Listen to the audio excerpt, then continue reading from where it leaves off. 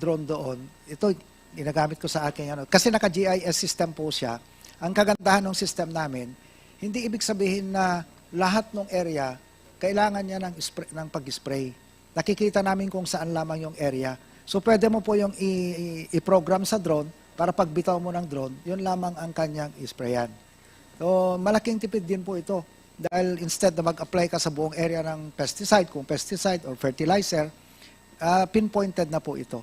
Ang costing po ng 1 hectare dito is 1 million pesos per hectare. When you say costing, anong facility piniprovide? 1 million? What covers the 1 million? Ang minimum area po namin is 10 hectares. So minimum area po na malagyan namin is 10 hectares, 10 million per system. Ang coverage po is yung georesistivity. Kasi kailangan mo po na pong makita kung may tubig o wala doon sa area. Hindi yung drill ka lang ng drill. And then yung development po ng well, yung paglagay ng pipe, of course yung pump niya, yung solar panel, solar pump, yung perimeter fence, yung fertigation. May fertigation po ito eh. And drip irrigation. Okay.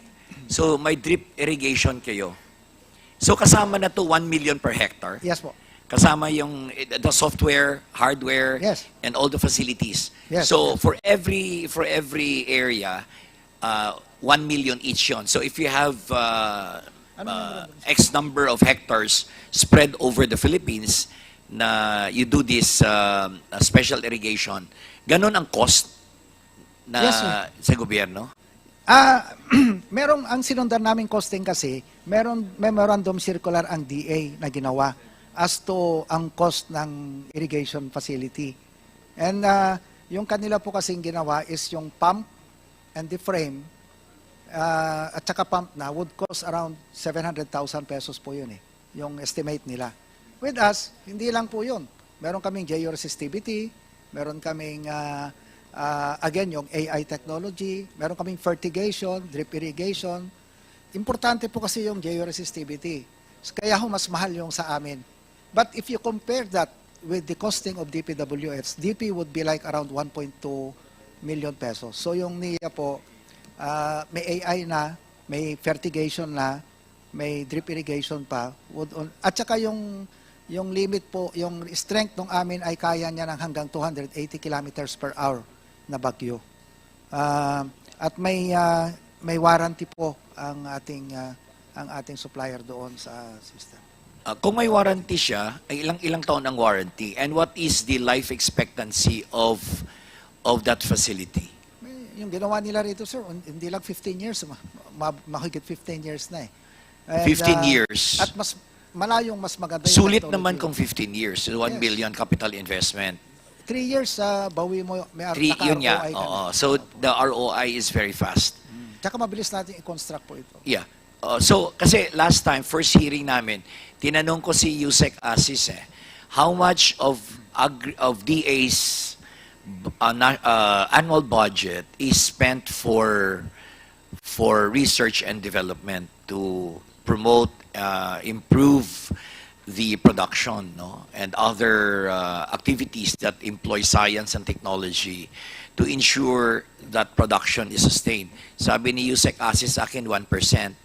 So I have yet to secure the data from you, Yusek, out of the 1%, no, which is I think 20 million, because less than 1%.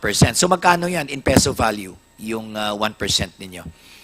Okay lang, next time i-submit mo sa akin, sa komite. Ang tanong ko lang doon, what is the composition of that 1%? Kasi the point that I was driving at last time was Israel, has a very bad soil quality, and yet they are net exporters of agriculture, especially vegetable and fruits. Sa atin, napakagandang lupa dito, and yet we import rice. Alright, so yun ang malaking diferensya doon. So I was sharing to admin, no, that NIA plays, I think, the most important role if you wish to ensure food security. Kasi nangyayari ganito, sabi ni Congresswoman Lani, because of migration and population explosion already in Cavite, that phenomenon is happening globally. So, darating yung panahon that Vietnam, Thailand, Cambodia, India will close its doors. They will not export rice anymore. Si India is the most populous country in the world. Already overtaking China because China declining ang population. India is now close to 1.5 billion people. So ngayon, net exporter pa sila. Pero darating yung panahon, no? While they control 28% of the rice supply in the world, darating yung panahon kasi mas maraming Indiano pinapanganak kaysa Pilipino. So, and because of competition in the global market, the North America and the European countries are willing to buy rice at a higher price. So, si Vietnam is also learning its lesson. Kung saan ang merkado na mas mahal ang bigas, whoever wants or is willing to pay a good price, doon nila ibibenta yon.